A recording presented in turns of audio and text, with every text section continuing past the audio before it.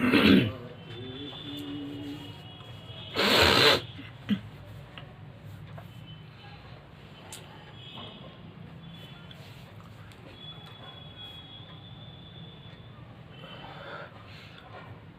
علیکم دوستو، آج میں پھر آپ حضرات کے سامنے ایک بڑی ہی اچھی ویڈیو لے کر حاضر ہوا ہوں۔ امید ہے آپ حضرات اس ویڈیو کو دیکھیں گے اور اس سے فائدہ اٹھائیں گے۔ تو آج میں آپ کے سامنے بیدار ہونے کے معمولات ذکر کرنا چاہتا ہوں کہ جب ہم بیدار ہوں سو کر تو کون کون سے اعمال کا ہمیں خیال رکھنا چاہیے۔ تو شروع کرتے ہیں آج کی ویڈیو۔ سب سے پہلے جب ہم سو کر اٹھنے کی کوشش کریں، اٹھنے والے ہوں، تو رات کو ہی ہم نیت کر کے سوئیں کہ صبح کو ہمیں جلد اٹھنا ہے، جلد اٹھنے کی فکر کرنا، جلدی سے بیدار ہونا۔ کیونکہ رسول اللہ صلی اللہ علیہ وسلم جب مرغ کی بانگ سنتے تھے تو کھڑے ہو جاتے تھے اور نماز پڑھتے تھے، یعنی صبح سویرے اٹھ جایا کرتے تھے۔ نیند کا خمار دور کرنے کے لیے اپنی آنکھوں کو ملنا۔ جب سو کر ہم بیدار ہوں تو اس وقت اپنی آنکھوں کو ملیں۔ آنکھوں کو جب ملیں گے اس طریقے پر اور چہرے پر اپنے ہاتھ پھیریں تو اس سے نیند کا خمار دور ہو جاتا ہے، نیند جلد ختم ہو جاتی ہے اور پھر سستی باقی نہیں رہتی۔ تو نیند کا خمار دور کرنے کے لیے اپنی آنکھوں کو ملنا۔ حضرت عبداللہ بن عباس رضی اللہ تعالی عنہ اپنی خالہ حضرت میمونہ رضی اللہ تعالی عنہا کے گھر رات گزارنے کے واقعے کو بیان کرتے ہوئے فرماتے ہیں کہ آپ علیہ السلام بیدار ہوئے تو آپ نے نیند دور کرنے کے لیے اپنے چہرے پر ہاتھ پھیرا اور آنکھوں کو ملا۔ تو اگر ہم بھی اس کو اپنے معمولات میں داخل کریں گے تو یقیناً ہماری نیند دور ہو جائے گی اور اللہ تبارک و تعالی ہمیں نماز پڑھنے کی بھی پھر توفیق دے دے گا۔ اگلی چیز ہے اللہ کی نعمت پر شکر ادا کرتے ہوئے اٹھنے کی جو منقولات دعائیں ہیں ان کو پڑھنا۔ جب ہم بیدار ہو جائیں تو بیدار ہونے کے بعد کی کچھ معمولات ہیں، کچھ دعائیں ہیں جو آپ علیہ السلام سے منقول ہیں، ان دعاؤں کو پڑھیں۔ جیسا کہ حضرت حذیفہ بن یمان رضی اللہ تعالیٰ عنہ فرماتے ہیں کہ اللہ کے نبی صلی اللہ علیہ وسلم بیدار ہونے کے بعد یہ دعا پڑھتے تھے: الحمدللہ الذی احیانا بعد ما اماتنا والیہ النشور۔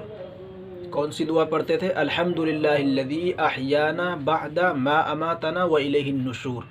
تو اس دعا کو ہم بھی پڑھیں۔ اس کا ترجمہ کیا ہے؟ کیا مطلب ہے اس دعا کا؟ کیا نبی علیہ السلام اس دعا کے اندر بتلا رہے ہیں؟ فرماتے ہیں کہ تمام تعریف اس اللہ کے لیے ہے جس نے ہمیں مرنے کے بعد زندگی بخشی، کیونکہ نیند بھی ایک موت کا دوسرا نام ہے۔ تو دعا کر رہے ہیں کہ تمام تعریف اس اللہ کے لیے ہے جس نے ہمیں مرنے کے بعد زندگی بخشی اور اسی کی جانب دوبارہ اٹھ کر جانا ہے، دوبارہ اسی کی طرف لوٹ کر کے جانا ہے۔ اس کے علاوہ بھی بہت ساری دعائیں ہیں، جیسا کہ لا الہ الا اللہ وحدہ لا شریک لہ لہ الملک ولہ الحمد وہو علی کل شیء قدیر، اور سبحان اللہ والحمد للہ ولا الہ الا اللہ واللہ اکبر ولا حول ولا قوة الا باللہ العلی العظیم رب اغفر لی۔ یہ دعائیں ہیں، اور بھی بہت ساری دعائیں ہیں، لیکن خاص طور پر یہ تین دعائیں، یعنی الحمدللہ الذی احیانا اور لا الہ الا اللہ وحدہ اور سبحان اللہ والحمدللہ، یہ تیسرا کلمہ، اس کو اپنا اپنے معمول میں داخل کر لیں کہ صبح کو اٹھنے کے بعد فوراً یہ دعائیں ہمیں پڑھنی ہیں۔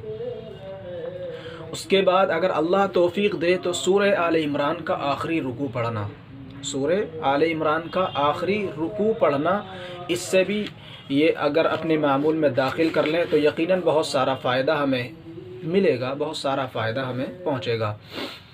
اس کے بعد مسواک کرنا، جب ہم سو کر اٹھیں تو مسواک بھی کریں، کیونکہ نبی علیہ الصلاۃ والسلام فرماتے ہیں، نبی علیہ الصلاۃ والسلام بیدار ہوتے تو پہلے مسواک کرتے تھے، بیدار ہونے کے بعد مسواک کرتے تھے، اپنے منہ کو اچھی طرح صاف کیا کرتے تھے، دونوں ہاتھوں کو پہنچوں تک 3 مرتبہ دھونا، کسی بھی برتن میں یا کسی بھی چیز کو چھونے سے پہلے اپنے دونوں ہاتھوں کو گٹوں تک اچھی طرح 3 مرتبہ خوب رگڑ کر کے مل کر کے اپنے ہاتھوں کو دھو لیں۔ نامعلوم ہمارے ہاتھوں نے رات کہاں گزاری ہے، ہمارے ہاتھوں کو کیا کیا چیز لگی ہے، اس لیے بیدار ہونے سے پہلے کسی برتن وغیرہ میں یا کسی چیز کو ہاتھ لگانے سے پہلے اپنے ہاتھوں کو اچھی طرح دھو لیں۔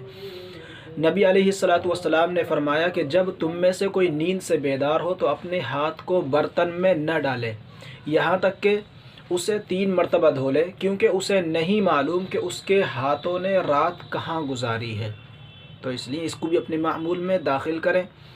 اس کے بعد وضو کرنا اور اس میں ناک برابر صاف کرنا۔ جب ہم وضو کریں تو اس وقت اپنی ناک کو اچھی طرح صاف کر لیں، ناک کو اچھی طرح صاف کر لیں۔ نبی علیہ الصلاۃ والسلام نے فرمایا جب تم میں سے کوئی سو کر اٹھے تو وضو کرے اور 3 مرتبہ ناک صاف کرے، کیونکہ شیطان آدمی کے ناک کے بانسے میں رات گزارتا ہے۔ تو اگر ہم وضو کریں صبح کو اٹھ کر کے تو اس وقت ناک کو اچھی طرح صاف کر لیں، ناک کے اندر انگلی داخل کر کے اور خوب اچھی طرح اس کو جھاڑ لیں، اس کو صاف کر لیں ناک کو اچھی طرح۔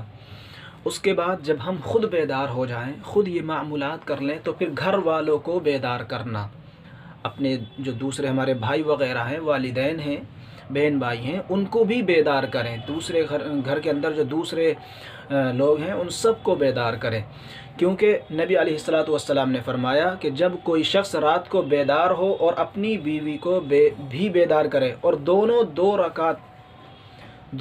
رکعتیں پڑھیں، یعنی مرد کا نام کثرت سے ذکر کرنے والوں میں اور عورت کا نام کثرت سے ذکر کرنے والیوں میں لکھ دیا جاتا ہے۔ اگر کوئی شخص صبح کو بیدار ہو اور بیدار ہونے کے بعد اپنی اہلیہ کو اسی طرح اپنے گھر والوں کو جگاتا ہے تو مرد ہے تو پھر اس کو سب زیادہ ذکر کرنے والوں میں شمار کر دیا جاتا ہے، اور عورت ہے تو اس کو بھی زیادہ ذکر کرنے والوں میں شمار کر دیا جاتا ہے۔ اس کے بعد پھر یہ معمولات کرنے کے بعد نماز پڑھیں، کیونکہ نبی علیہ الصلاۃ والسلام نے فرمایا جب آدمی سو جاتا ہے تو شیطان اس کی پیشانی پر 3 گرہ لگا دیتا ہے۔ جب آدمی سو جاتا ہے تو شیطان کتنی گرہ لگاتا ہے؟ 3 گرہیں اس کی پیشانی پر لگا دیتا ہے، اور ہر گرہ پر یہ کہتا ہے تو سو جا، رات بہت لمبی ہے۔ پس اگر وہ بیدار ہو کر اللہ کا ذکر کرتا ہے تو 1 گرہ کھل جاتی ہے، پھر وہ جب وضو کرتا ہے تو دوسری گرہ بھی کھل جاتی ہے، اور جب وہ نماز پڑھ لیتا ہے تو تمام گرہیں کھل جاتی ہیں، اور وہ صبح کرتا ہے چست اور خوشگوار حالت میں، خوب چست و چوبند رہتا ہے، اس کے اندر پھرتی پیدا ہو جاتی ہے۔ اور ورنہ اگر یہ معمولات نہیں کرتا ہے، ویسے ہی بغیر کسی معمولات کے نہ نماز پڑھتا ہے، نہ وضو کرتا ہے، نہ دیگر منقول دعائیں پڑھتا ہے، تو پھر وہ صبح سست اور بری حالت میں کرتا ہے، اور پھر اس کو کسی کام کے کرنے کو دل نہیں چاہتا۔ یہ صبح اٹھنے کے معمولات ہیں، ان کو اپنی زندگی میں لے کر آئیں اور اپنے معمولات میں ان کو شامل کریں۔ امید ہے کہ آپ تمام حضرات ان معمولات کو اپنی زندگی میں شامل کریں گے اور نبی علیہ الصلاۃ والسلام کی سنتوں کو زندہ کرنے والوں میں اپنے آپ کو شامل فرمائیں گے۔ والسلام علیکم ورحمۃ اللہ وبرکاتہ، وما علینا الا البلاغ۔